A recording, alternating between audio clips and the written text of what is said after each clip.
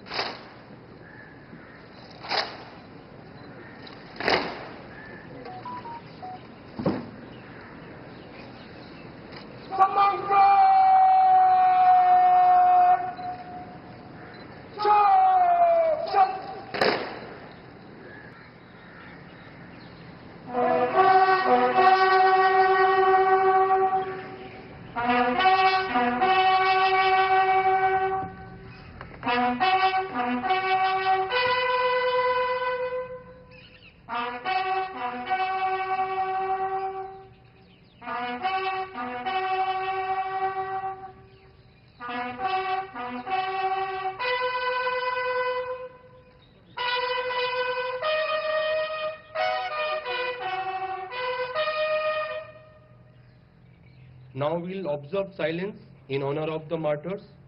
अब हम शहीदों के सम्मान में मौन रखेंगे।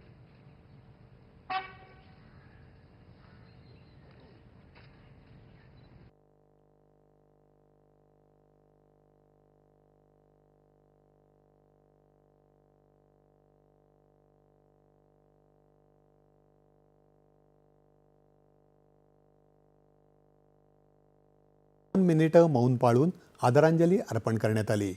13 डिसेंबर 2001 रोजी दहशतवाद्यांनी भारतीय लोकशाहीच्या मंदिरावर हल्ला केला होता।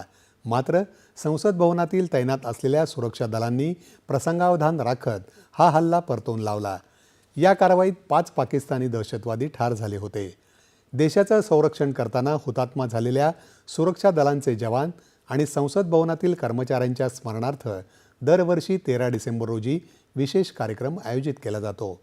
आजच्या दिवशी भारतीय लोकशाहीची अस्मिता वाचवणाऱ्या शहीदांच्या शौर्याला नमन करण्यात येत आहे।